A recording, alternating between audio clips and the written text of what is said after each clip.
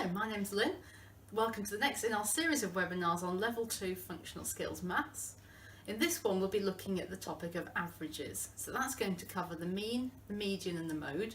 We'll also be looking at range within this, although it isn't strictly a type of average, we will be covering it alongside those other topics.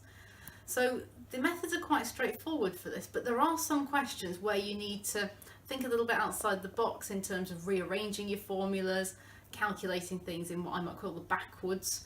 So we'll be looking at some of those strategies, and we're doing quite a lot of different example questions taken from some of the Edexcel papers. So we'll now go into looking at the objectives, and then we'll look at some of the sample questions. So let's go on and have a look at the objectives for averages. So we're going to be listing the different types of averages needed for the Level 2 exam, defining each one and calculating each type. I'm going to show you some key points to look out for in the questions to help you know what strategy to use. There will also be sometimes a question on the exam that asks you which average is the best. So we'll just look at a few keywords for that. And as we go through, we'll be completing some example exam questions. As with some of the other recordings that we've done, please do feel free to pause at any point to do some working out, and I do encourage that for each question. You may want to use a calculator, you may also have a pen and paper handy. Particularly in this topic, it can be quite nice to do some of the questions without the calculator to practice those skills for the paper that won't have a calculator available. You can also feel free to fast forward. So if we do a question and you find it very simple and you don't want to see my explanation of how to do it, it's fine just to fast forward through that section and go on to a later question. So we're going to start off, just give you a little, almost like a poster here really, of the different types of averages. So you've got the mean, which is all around adding and dividing, the median, finding the middle number, the mode, which is the most common, and the range, the biggest to smallest. What I'll hopefully be able to do is put this as a poster, as a Word file or PDF file, underneath the recording you're watching. So you can print this off separately if you want a little guide for yourself, just to remind you of what those different averages are. So just a bit more visual. We're going to go on and have a look at each one separately. So start with the mean. I always remember this is the meanest one because it's got two things involved. It's got addition and division. So you add up all the values you've got and divide by how many values there are. Sometimes you'll see mean referred to just as the average or the mean average. If people ask you to work out the average and don't give you any further information, they're just asking you to find the mean. There are some other types of average, as we've just seen, but if you just hear the word on its own, it refers to mean. So if we very quickly do this example, we're going to add up 1, 6, 7, 3 and 8. My way of adding those up would be to add the 7 and 3 to make 10, then probably add the 8 on to make 18, and then add the 6 and the 1 together to make 7. So we've got 18 plus 7, and then if we add those up, we'll have our answer of 25. We've got 5 numbers, so that means we divide by 5. 25 divided by 5 is 5, so our average mean average is 5. If we look at the slightly more wordy question, customers visiting a shop on the high street Monday to Friday, we're asked what the mean number of customers across the week is. So if you want to pause and do that addition and division yourselves, please do. I would encourage you to try and do it by hand if you can, just to practice those mental maths. So the answer should be 117. And I will just show you how to do that division if you've forgotten how to set out division, sort of using what we call the bus stop method. So this question and some of the other ones in this averages presentation are a good opportunity for you to practice working out your maths without your calculator, so either in your head or on paper. So I thought I'll just do a quick reminder for those that haven't done this for a little while of how to actually set out a division question on paper. So I've already started this one. I've written the 585 in the box and the 5 on the outside. This is commonly known as the bus stop method because it looks a bit like a bus shelter. And then you take the number on the outside and you see how many times it goes into the first number. So how many times do 5 go into 5? 1 whole time, and there's no remainder, so we don't carry anything over. We've used the whole 5, so we now look at the 8. How many times does 5 go into 8? 1 whole time, but we have 3 remainder. So we carry the 3 onto our next number, which in this case is the 5. So we've now made 35. We say how many 5s in 35, and the answer is 7. And we've used up the whole 35, so we don't have anything left. So we have completed the division. So I would suggest that you might want to practice with some of the questions, doing them longhand with your multiplying and dividing, just to get a bit more practice in. If you're not confident with the topic, you might want to do it on a different topic. And then there's 4 questions to try out here. Again, I would encourage you to do those without a calculator. And if you want to pause and do those 4, and then afterwards I'll show you the 4 answers.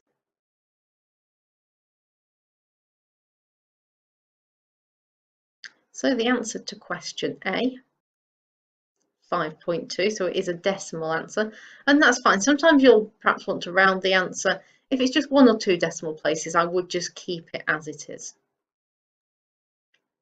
To B, the answer is 6. For C, 4.3 recurring. So some people will just round that to 4.3, which is fine. Some people will put the little dot above the 3, also fine. And the last one, D, 4.675. Again, it would be fine to round. If you want to round to 1 decimal place, that will be 4.7. Don't fall into the trap of just chopping the last 2 numbers off and writing 4.6, as that would be incorrect. So we've had a go at finding the mean. So if we have a look at this answer, the first thing we need to do is add up all the numbers, which comes to 539.6. We then divide by 6 because there are 6 months, which gives us 89.93 recurring. I'd round this to something sensible. I've chosen 2 decimal places, 89.93, but you could also do 89.9, which would be acceptable. Now this question has a big, sort of, not a trick, but something to be very careful of, a trap in a way. And you may not have spotted, if we look on the actual table itself, it says total sales in thousands. So each of these numbers actually represents thousands. So January is 87,000, February 73,500, etc. So when we're actually presenting our answer, we need to present it in thousands. So the number I had here, 89.93, I need to multiply by 1,000 to give me my final answer. So you've got to really always check headings in tables, because that can happen. And also on graphs, it's very common for it to be seen on graphs that they sort of make the numbers a bit easier to work with by taking off lots of zeros from the end. Another way we could have done that, we could have written those numbers out in thousands at the start, so 87,000, 73,500, and done it that way. So that's another alternative. Now the other thing, which is another trap you might have fallen into, is not to read where it says show a check of your working, which means you need to show how you would check that you've got that correct. Now, obviously, a lot of people would say, well, I'll just repeat it again, I'll add them up and divide. They need you to show them something different. Most of the time, the easiest way to do it is to show it as a backwards calculation. So you do the calculation in reverse. So I've done that here. I've taken my number 89.93 and I've multiplied it by 6, which has come to 539.58. Because of rounding, that would then round to 539.6. So I know that I have done that correctly. When you show your check, you must show the calculation, so the 89 times the 6, but also the answer.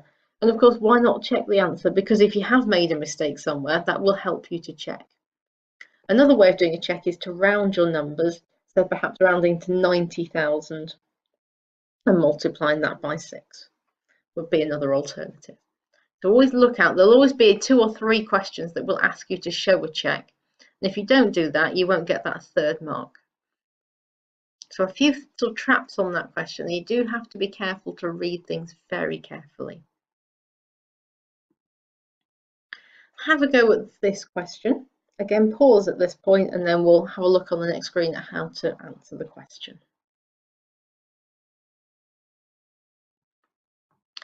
So if you've watched some of the other recordings I've done, one of the things I talk about all the time is checking your units in a question. Averages questions are no exception. If you look at the units here, you'll notice at the top she talks about swimming a mean average of 3 kilometres. And then here we talk about the length of the pool being 50 metres. So you've got a mixture of two units. Now you can choose to do the conversion at the end, at the start, as you go through. Doesn't really matter. I've just done a conversion quite near the start and I've decided to work all in metres. You may decide to work all in kilometres. Doesn't matter. So I've done 3 times 1,000 because there are 1,000 metres in a kilometre. And that tells me that she wants to swim a mean average of 3,000 metres per week. If we'd done it all in kilometres, we'd have turned the 50 metres into kilometres by dividing by 1,000, which would give us 0.05. So being really careful where we place that decimal. Then we come on to the easy bit, adding up the numbers. So we add up those 8 numbers and we get 232.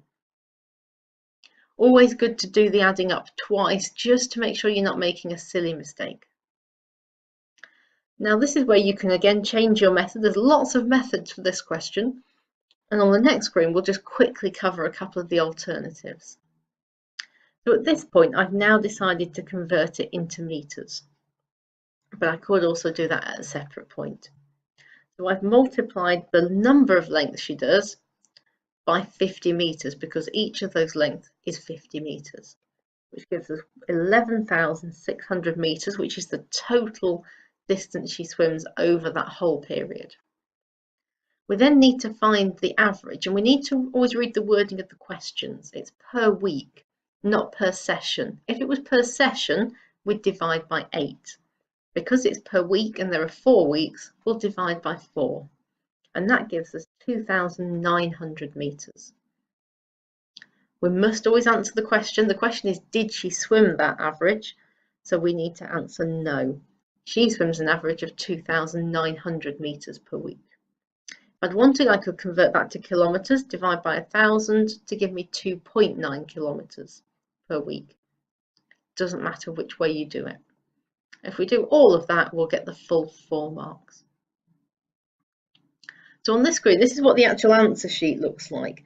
And I just want to draw your attention to the part at the bottom to show you that you don't have to do it the way I've just done. So the bit I did was all this third line, no, and 2,900 metres. I needed somewhere in there to show 3,000 metres as well, because otherwise I'm not showing that I know the comparison. The fourth option would be where we just converted that 2,900 into kilometres. Just want to show you the top 2 options. If we look at option 2, we had this figure, didn't we, 11,600. If you remember, that was the total distance she swam over that time. Now, you're probably thinking we couldn't just stop there. You could if you had the next number as well. Because we were asked the question, did she swim that average of 3,000 kilometres per week?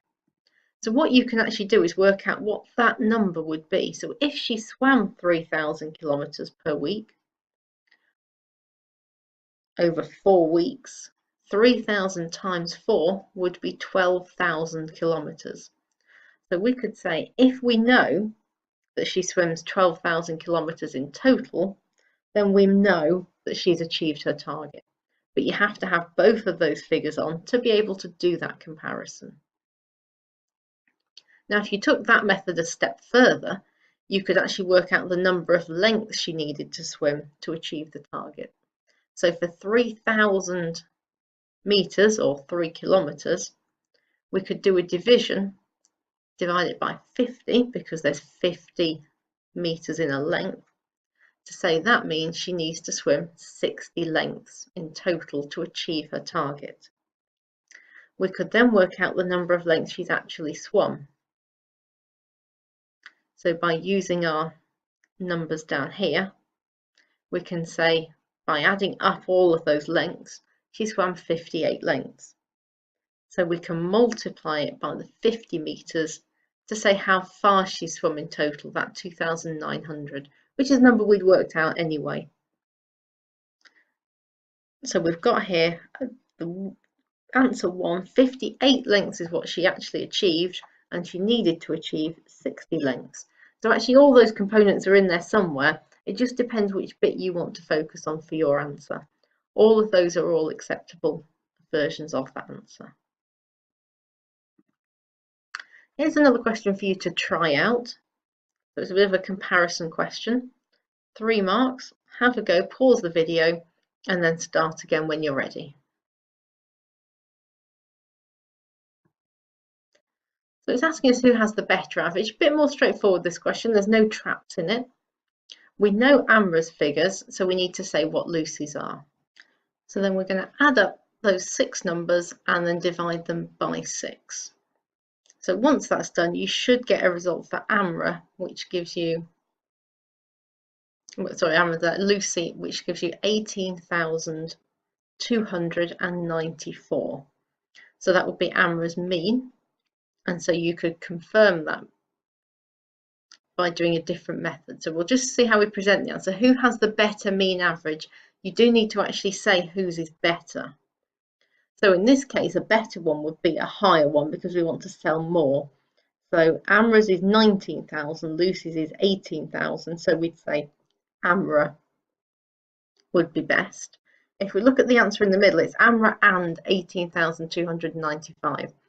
That's saying that you need to show Amra somewhere and you need to have worked out Lucy's number. So that has to be presented somewhere. Otherwise you wouldn't get the mark just for writing Amra's name down. Now the alternative way to do that would be a bit like on the previous question where we had to find both totals. So we can say Lucy's total is just adding those 6 numbers up, which gives us 109,770. We don't know Amra's total, but we can work it out because we know that the end figure, the mean, is 19,065, and we know she also had 6 months. So if we times that by 6, we get 114,390. So if we present both of those numbers, we can again see that Amra has the better mean because she sold more in total than Lucy did. Now we have to show a check, and again we mustn't forget this step. If you do what we've just done and nothing else, you'll only get 2 out of 3 marks. A couple of different ways you could do a check. One would be to do the calculation in reverse, a bit like the one we saw before. So we could take our 18,295 and multiply it by 6, and that should give us the 109,770 again. So we can show we've done it in reverse. Or you could use an alternative method, finding both totals out, and that could be your alternative method. Or you could round all the numbers slightly and work it out using rounded numbers. So a few different options for showing your check, but you must show it. And it's quite good to present it the way I did in the previous question. Write the word check and then show your check underneath. It's just easier for the examiner because they know that's the check. It just helps give them marks. So we've done some average questions in terms of the mean. Looking at the range now, this is not strictly a type of average, but we tend to look at it alongside average questions because it is often asked in conjunction with a question on the mean. At level 2, you get very few range questions, and you won't get a question that asks you about range and nothing else, whereas you would at level 1. So the range is what's called the spread of the numbers, or the difference between the numbers. So that's what you're actually finding, is that difference. And you find that by doing highest value minus lowest value. So you have to do the subtraction and actually get the answer. Some people get confused and they just show the calculation. You must show the final answer with it. So very simply, we've got some simple numbers here. Biggest number is 8, smallest number is 1. 8 minus 1 gives a range of 7. If you want to very quickly just try and work out the range for these 4 questions, and then we'll check them in a moment together. Okay, so if we check them, the range for A is 5, because it's 8 minus 3. The range for B is 10, 12 minus 2. The range for C is 9, so 0 is included if it is a value given, do include it. And then D, our range is 5.5.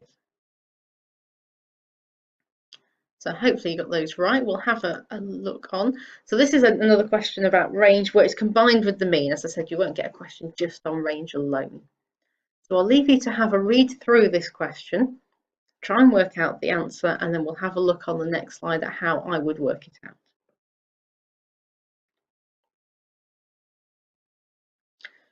So in this question, I would probably do the mean first. So I need to total all of my numbers. Very important to check what this question is asking us for. So if we read the bit underneath the little table, it says he wants to work out the mean and the range per quarter over the last 2 years. So we're not looking at the years separately, we're looking at the 2 years together. So that means that we're going to add it all up as one. So I'm going to add up all of those 8 numbers, and that will give us 8,398. I would always suggest when you're doing the adding up, just do it twice. If you've got time, put it in your calculator twice. It's very easy just to hit the wrong button or to miss a number out. And because these are quite straightforward questions, you want to make sure you get all of the marks on these, because there might be some harder questions that you do struggle on. So we've added up the 8 numbers. We're going to look at how many quarters there are. Now actually in total, because it's over the 2 years, there are 8 quarters. So we need to divide that by 8. And I think that's the hardest part of the question, to decide are you going to divide by 4 or by 8. But because it's per quarter and there are 8 quarters over the 2 years, we divide by 8. And that gives us 1049.75. And I would present that fully. I wouldn't try and round that number at this point. I've actually answered this question in 2 parts, but you could answer it all as one at the bottom. He thinks the mean is close to 1,000. And I said, yes, the mean is close to 1,000. This is another question where saying no would also be possible, so long as you said no because he's nearly 50 families out, something that would be fine. So again, you have to justify your answer. Looking at the range, we need to find the biggest number out of all of them, which is 1208. And then we need to find the smallest number, which is 771. And I always again look twice just to make sure I've not missed a number out. We do the subtraction, and that gives us 437. He thinks the range is close to 450. I said yes, the range is close to 450. And we've answered the full question. So is Gary correct? We've answered yes for both parts. Again, I could have saved my yeses and put them all in one line at the bottom. We're not asked to show a check here, so we don't need to show a check. If you want to do a check, that's fine, but you don't need it for the marks.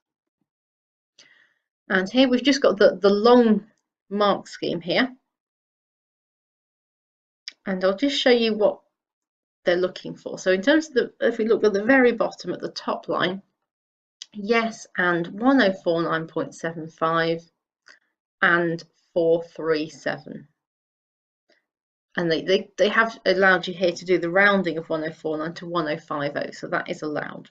So that's the method that I used as the top method, and that's what we discovered. But of course, there are lots of other options that you could do. Again, you can find the totals and compare those. So just adding up all those figures gives us 8,398. So that is the total number of families over the 2 years. Now the other total we're comparing it with is the total that he would like to have, or he thinks they have, which is around 1,000.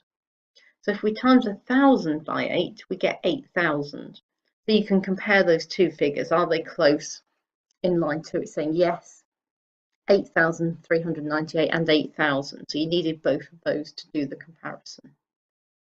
And the range, they haven't really done anything different with the range. They've kept the range the same. The other option is to have done it in 2 years and looked at each of them. So this is the option at the top here, the line that starts 771. So that's for the first year. So they've worked out the total for the first year and divided it by 4 quarters to give 980, and they've done the same process for the second year, and that gives 1119.5. So you could use both of those numbers, and you could say, yes, in this year it was close to 1,000, and in the second year also close to 1,000. With that, you'd then need to do the range for each of the 2 years separately, because it would be confusing if you just did one range but two means, and those would give you 390 and 252. So you could again use those as a comparison. And the other method is really just using those figures in a sort of similar way, but looking at them a little bit separately. So it's kind of blending everything together. So I think that's quite a long-winded way. So I wouldn't probably suggest that you use that one, but if you wanted to, that's fine. And again, you can see at the bottom where it says except no, supported by accurate figures. Looking at another type of average now, the median.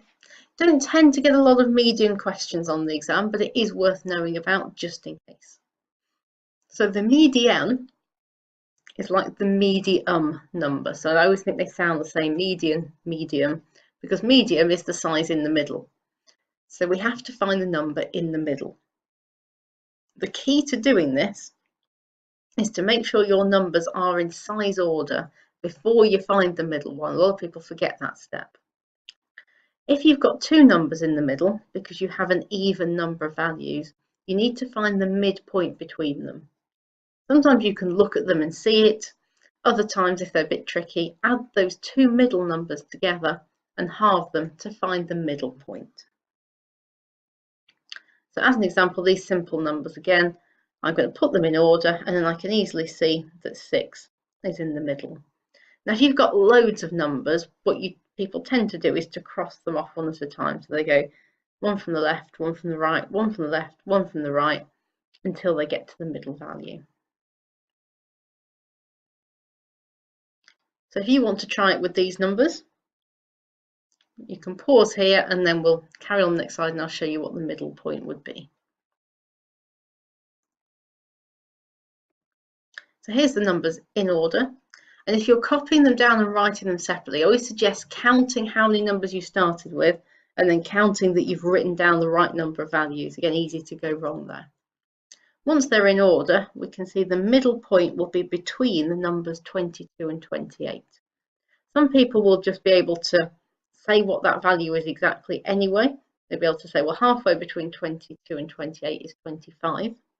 If you can't see that, you just add 22 and 28 together, which gives you 50, and halve that divided by 2 to give you 25. And that would be the median. So if you'd like to try it with those numbers we've been working with, I'll pause at this point and then you can carry on, have a look at the answers when you're ready.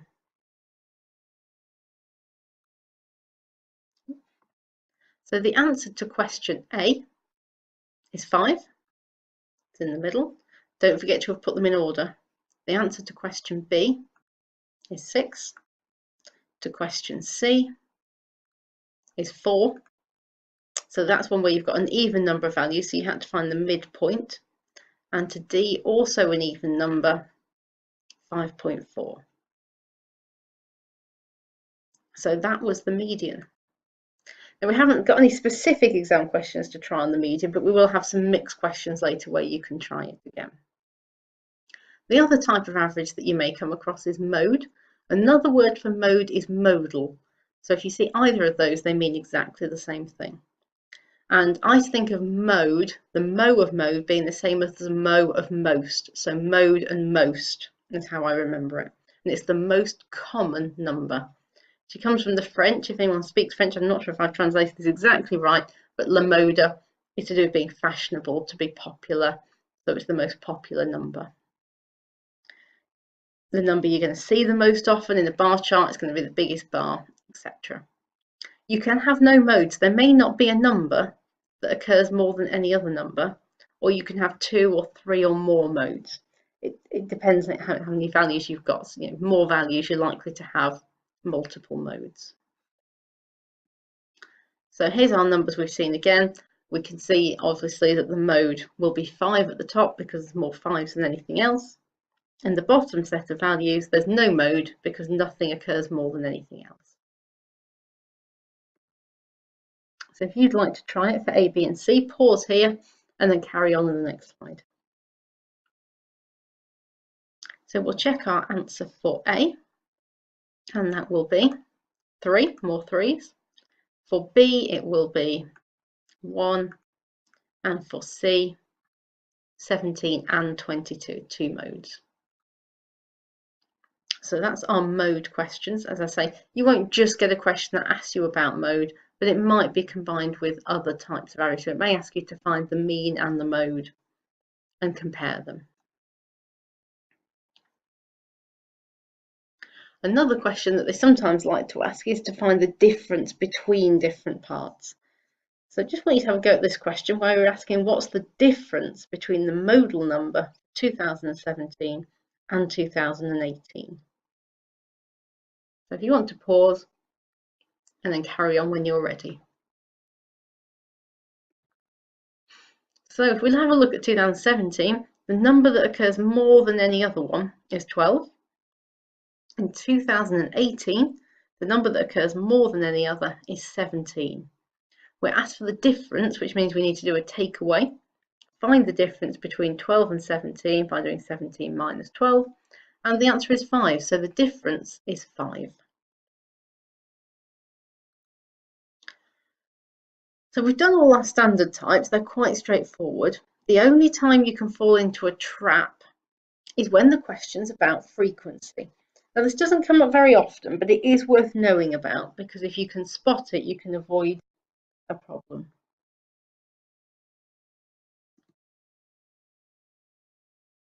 Now, sometimes it will use the word frequency actually in the question, but a lot of the time you'll just have to spot clues that show it's a frequency style question. Normally these will involve a table, and the biggest clue is the use of the term number of to describe as the heading for one of the columns of the table. So you'll see that in our example. So if you see number of, that should ring a bell in your head that says this is probably a frequency question. So here's a table. It shows the results of a survey about the number of televisions people have in their house. On the left-hand side, we've got number of televisions. So that should be ringing that bell already. And on the right, they've actually used the word frequency. So that is really reinforcing this is a frequency question. So the type of thing you might be asked is, what is the mean number of televisions people had? Now, the main mistake people make on this question is to add up all the frequencies and divide by 5. And some of you may have already started doing that. It's a very easy mistake to make. So if you did that and you got the answer 6, then that means you've fallen into the frequency trap. Let's look at what this table's actually telling us. The bit here tells us that 7 people had no television. It tells us that 3 people owned 1 television, 8 people owned 2 televisions, and so on and so on. Thinking about the survey, we need to take this back a step to what this would have looked like as the raw data. And it would have looked like this sort of mess of numbers here. There's 7 zeros, 3 1s, 8 2s, 7 3s, and 5 4s. This is the actual data that we need to work with to find our mean. So we need to add up these numbers and divide by how many numbers we've got. So if we count all those up, that gives us 30. You can do a slightly quicker way of doing that. Rather than adding these up or counting these, you could just add up the frequencies here, 7, 3, 8, 7 and 5, because of course they correspond to these numbers. So if you want to try that, you can pause. So the answer would be 60. 60 is all of those added up, divided by 30 numbers altogether gives us 2. So the mean number of TVs people had was 2. And looking at the results, that makes sense because 2 sort of in the middle of all of the data. Our previous answer, those that worked out 6, doesn't really make sense because our table shows us that nobody had 6 televisions at all. So that was how to do the mean with frequency. To do the median, you can use that exact same method. We can write out all the zeros, all the ones, all the twos, and so on, and then cross off until we get to the middle. I will show you a slightly different way in a minute of doing that. The mode is the easiest one to work out because that's the one is right in front of us, which is the most popular number of televisions, 2, because more people chose 2 than anything else. The only trap you could fall into there is to write down 8 because 8's the bigger number, whereas actually it's the number of televisions we're asked about, which is 2. To find the range, we're not at all interested in the frequency column. What we want to do is take the biggest number away from the smallest one. So if you're struggling on range, think about these numbers here. These are our numbers. 4 is the biggest, 0 is the smallest. So our range would be 4. So always be careful, don't look at the frequency column when you're doing range. So those that were trying to work out the median, that would be 2 as well, from looking at all of that data. We said the mode was 2 and we said the range was 4. There are some other ways to find these numbers if you don't want to do a full list like we did there. The first way is to use an extra column on the end of our table and to use multiplication just to speed it up a little bit. So instead of saying, if we look at the full results at the bottom, we've got 7 zeros, and then what we do afterwards is add those all up. Well, we can say 7 lots of 0 is 0. 7 times 0 is 0. 3 lots of 1 is 3 times 1, 3. 8 lots of 2, 16. 7 lots of 3, 21, and 5 lots of 4, 20. And then we can just add up those 5 numbers instead of all of these numbers in that long list. And that will, of course, give us the same value of 20 that we'd worked out before. So we're going to add up all of those, we get 60. How many people were asked? We add up this frequency column because they're the numbers of people. That gives us 30. So again, we can do the same calculation, 60 divided by 30, to give us a mean of 2. If we want to do the median in a different way, we can use a little bit of logical thinking. We know there are 30 results in total, or we could work it out from adding up the frequencies. What's the halfway point? The halfway point will be between the 15th and 16th results. So if we try and work that out, on our frequency, we know that 10 people are asked up to this point, and we know that 12 people are asked up to this point. So 10 up to here, 12 up to here. So we know that the 15th and 16th values are actually in this middle section. So we know that the median has to be 2 televisions without actually having to exactly count. We know it's there.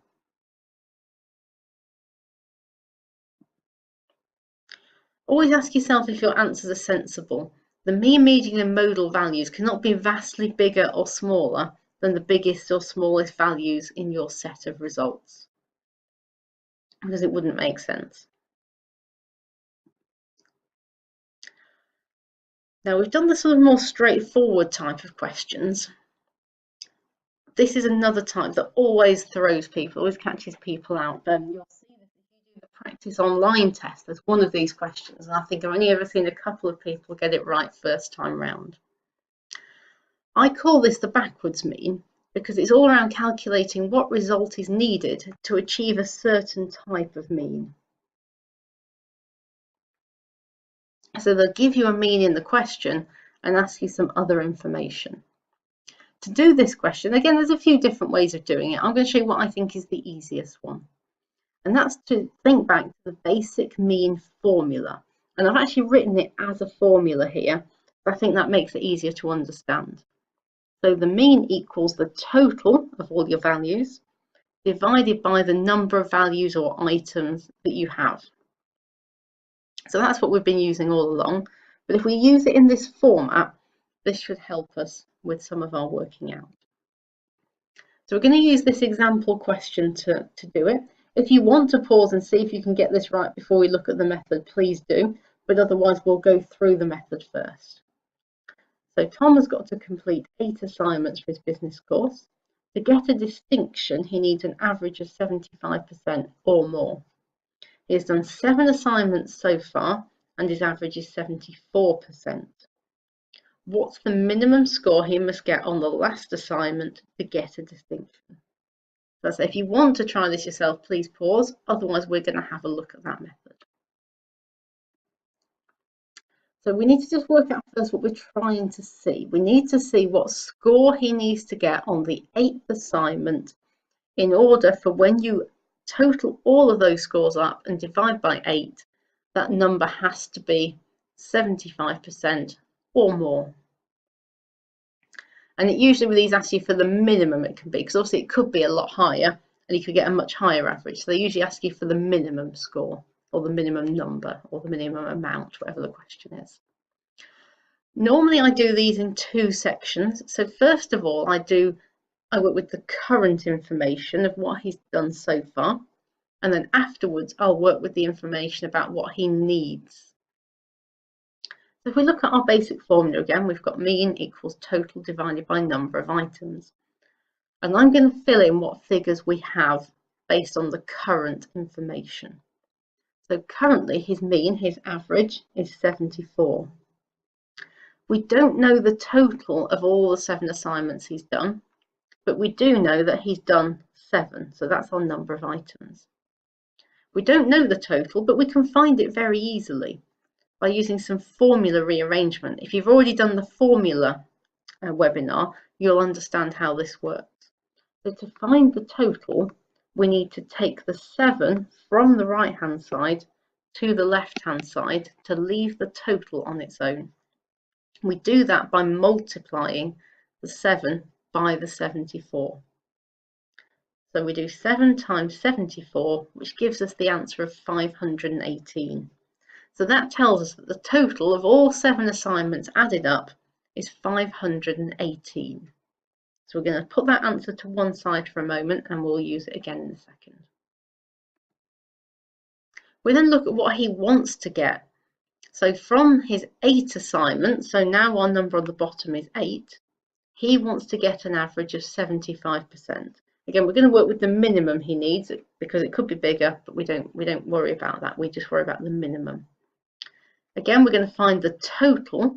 So what total does he need to achieve overall? And we do that by 75 times 8. And that gives us 600.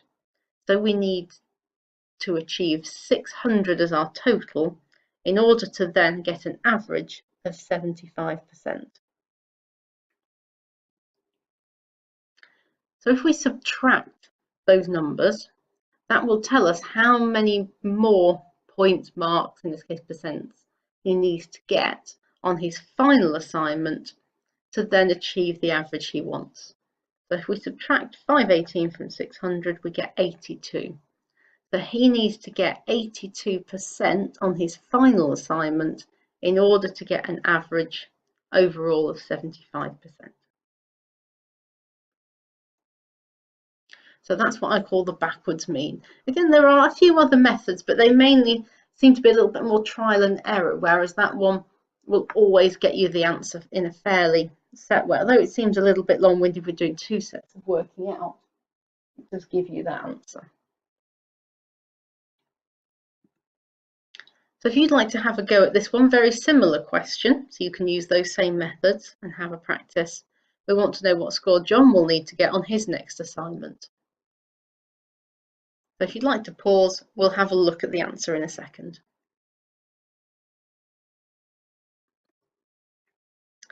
So first of all, I'm going to look at what he's already achieved. So he's achieved a mean of 72, with 6 is our total number of items, and we don't know what the overall total is yet, so we need to do 72 times 6 to give us a total of 432% on all those added up. He wants to get to 75 with 7 assignments, so 75 times 7 will tell us 525. And that will be the total number of percent he needs overall. Do a subtraction between those two, and that gives you 93. So John needs to get 93% on his next assignment in order to get an average of 75% overall. So well done if you managed to get that 93%.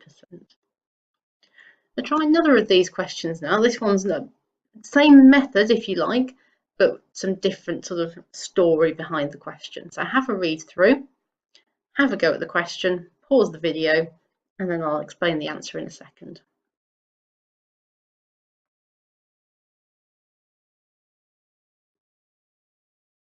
So I'm going to use exactly that same technique. I'm going to split it all up, and I want to look at what her current information is. So currently, she's got 610 as her average. We're looking at a monthly average, so we're looking January to December, so 12 months. Up until the end of November will be 11 months. So that's why at the bottom we've got 11. 610 times 11 will give us her total number of sales so far. So that will be £6,710. Now we look at what she wants to achieve. So she wants to achieve an average of 600. So to get to 600, including December, because that by the end of the month, the end of the year, sorry, so that will be 12 months. So 600 times 12 will give us 7,200. We subtract those two sets of results, and that will give us 490. Now, actually, we could be a little bit more clever in this way, because we said she needs to sell at least 490. Well, if she sells exactly 490, then she'll get 600. Now, the question says it exceeds 600, so we could say at least 491 potentially, but we've said at least. Probably we should say over 490 would be a better way to phrase that. We do need to say that she is wrong, so we need to answer the question by saying she's wrong as well, because she thought sadly she only had to sell £60 worth, so she's got to get her sales head on and get selling. Another question here, this is another example, doing exactly the same thing we've just done.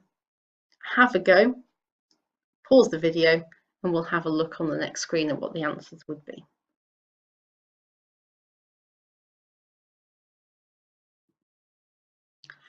So this time we actually can find the total using a slightly different method. We can just add up the three numbers that were already there, because this time we're actually given all of the information. So we can add up those three figures, and that gives us a total of 42,900. Now if we look back again, she wants to get to 14,500 as her minimum. So that's what we want to get to. And again, if we look back, we're looking to do with quarters. There are 4 quarters, and it's per quarter. So 4 is going to be the number that would be divided by. So 14,500 times 4 gives us 58,000. So that's what she wants to get to, and she's already got 42,900. So we do that subtraction, and that gives us 15,100. So as our final answer, she needs to sell a minimum of 15,100 in that last quarter. So on that one, the only difference really was that the current total we actually found by adding up rather than using the formula.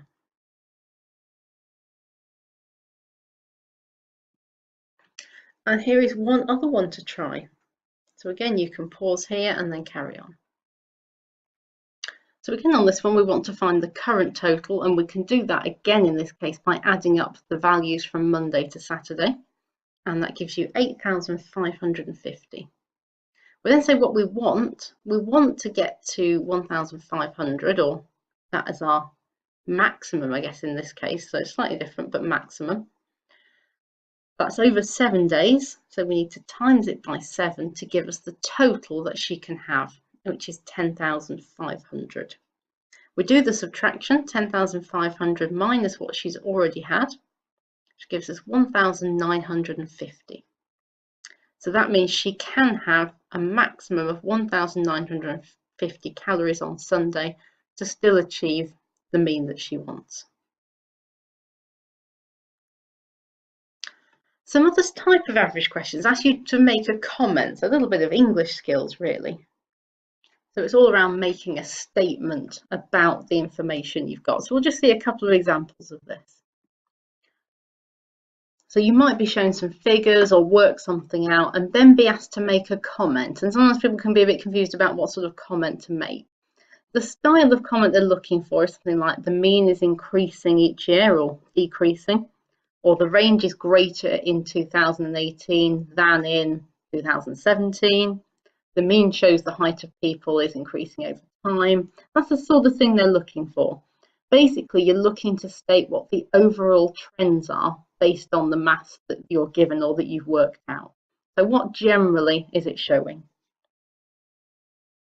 So if we have a go on this particular question, again, if you want to pause and have a go, that's absolutely fine. So we've got some information about averages already, and we've got some total amounts raised. We've got a number of projects.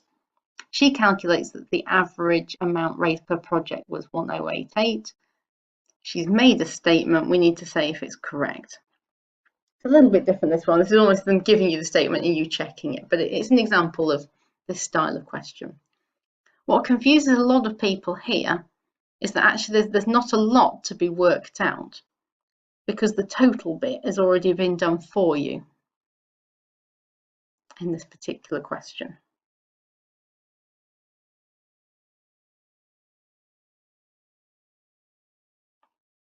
Because we're only looking at 2010 for the first part. So we've already got the total, 41,344. We're going to divide it by the number of projects, 38, which gives the average of 1088. Now, we didn't need to do that calculation because it already says that calculation is correct. But I just wanted to show you how that had been worked out, just so you can understand the next 2 years. So then you need to do the same for 2011 and 2012. Divide those total amounts by 100 for 2011 and 201 for 2012. So that gives you the other numbers there. So those are the other averages. You're then asked to look at the statement. The average amount per project is increasing each year. So you need to then look at the 3 years and say, are they actually increasing? So in this case, yes, they are. So you can say, yes, Fiona is correct, or yes, the average is increasing, or yes, and some other wording that suggests you agree.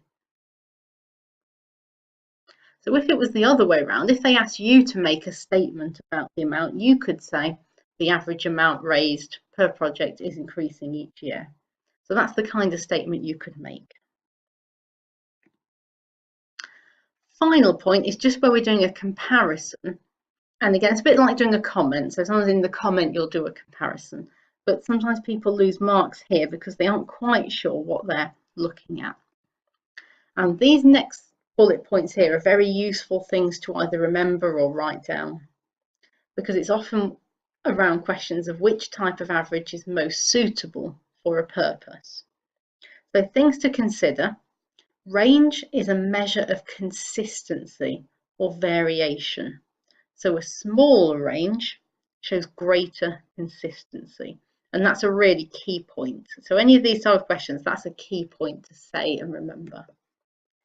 The mean is often not a reliable measure if you have extreme values, so one very high value or one very low value.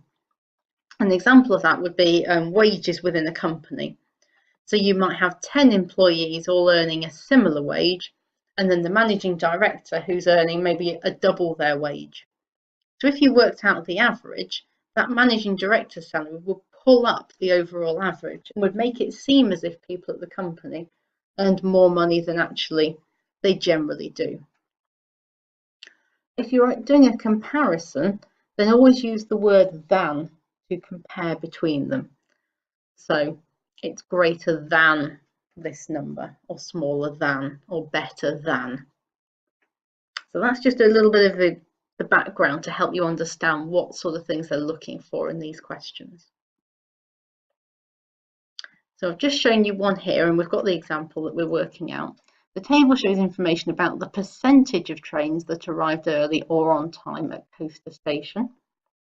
Nadia wants to summarise the information, use the mean and range to compare the figures for 2011 with the figures for 2012. So first of all, what I'm doing here is actually just working them out. So if you want to then use this to write your own comparison, you can, that's fine.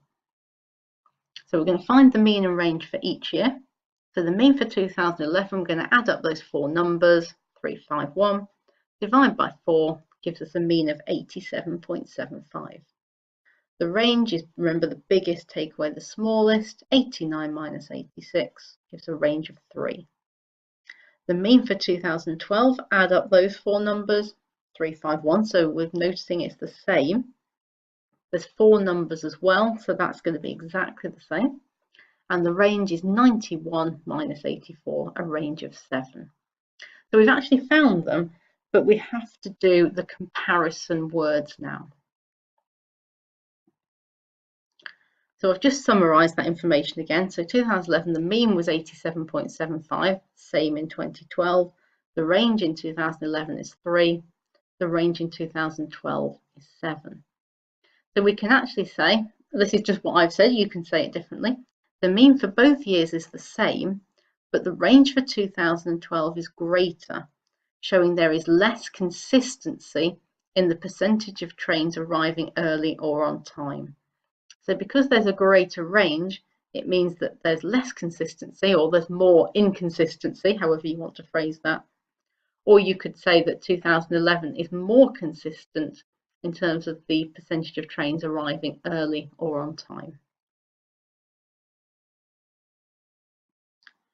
And for our final part, if you want to have a go at doing that similar thing again yourselves, then please do. We're looking at data for 3 football teams, and you'll notice it's got the word frequency in there.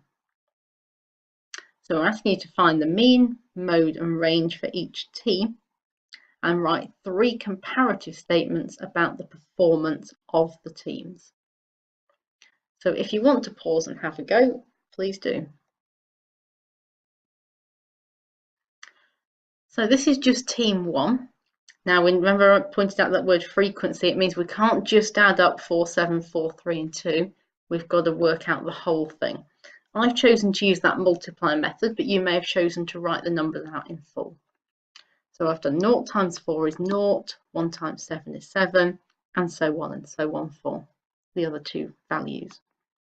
I'm going to add up those finished numbers, so 0, 7, 8, 9 and 8 gives us 32. Then I need to know, that's our total, but how many were there? How many items were there? So that's where I need to add up the frequency. So I'm going to add up 4, 7, 4, 3 and 2, and that gives 20. So I then do my division. 32, the total, divided by the number of items, or number of overall, 1.6. So that tells me the mean number of goals scored by team 1 in their matches was 1.6. The range, nice and simple, only looking at goals. The maximum goals they scored was 4, the minimum 0, so their range is 4. Now I've actually found the median as well. So we need the value that's between the 10th and 11th values. Some of you may not have found the median, which is fine, but I have just worked it out for those that did. So if we count in, that shows the median is in the second box, because if we look at the first 2 boxes, 4 plus 7, once we've gone past those, we're already into the 11th value. So we know the 10th value is in the box showing 1 goal. So we know the median is 1 goal. Mode, nice and easy. The most popular number of goals was 1, because there were 7 of those. So we've now got the mean, the range, the median and the mode for team 1. I'm going to do exactly the same for team 2. If you didn't get it for team 1, you want to pause and work out team 2 separately, and that's fine. You can always rewind the video a little bit. So I'm going to do the same multiplying out method for team 2. 0 times 2 is 2, 1 times 3 is 3, 2 times 5 is 10, etc, etc. I'm going to add up all of those answers, which gives me 56. And I'm going to add up the frequency again to give me 20. So it was the same as team 1, but usually better not to assume, always check. 56 divided by 20 is 2.6. So that tells me the mean number of goals scored by team 2 was 2.6. The range is 6 minus 0, 6 goals. The median, again, there's 20 values, so we know we want the value between the 10th and 11th ones. So if we try and find 10 values, we start counting in, we've got 2 plus 5 is 5, 5 plus 5 again, so we've got 10 values in the first 3 boxes. So the next value, the 11th value, will be in the number 3 box for 3 goals scored. So we know that between the 10th and 11th values is this line in between 2 and 3. It's the halfway point between 2 and 3 goals, which is 2.5 goals. And the modal number of goals, the most popular, is 2, because there were more of those than any others. And we'll look at team 3 now. Exactly the same thing, a bit quicker because there's only 3 things to do. 1 times 5 is 5, 2 times 7 is 14, 3 times 8 is 24. Add those up, gives us 43, and divide those by 20, which is 20 again, 5 plus 7 plus 8.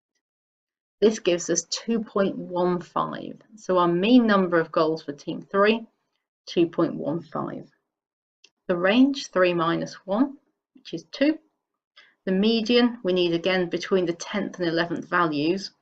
So it's got to be in the second box in. So the median is 2 goals. And for the mode, the most popular number of goals scored was 3. So we've got all of the information we need now. So we're going to do our comments. So I've just summarised all of that data on one screen for you for team 1, team 2 and team 3. And these are my 3 comments. You could have done something different, and again, that could be fine. So I've chosen to look first at the range. Now I've picked the team with the smallest range is team 3. And remember what we said about smaller ranges are more consistent. So I've said team 3 is most consistent in its goal scoring than the others, as it has a smaller range. So I've said what and I've said why. Then I've looked at the mean for each of the 3, and I picked the one with the highest mean. So I've said team 2 has the greatest mean on average. So that on average it means they score more goals than the other 2 teams.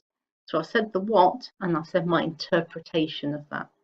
So a higher mean usually means that you're scoring more.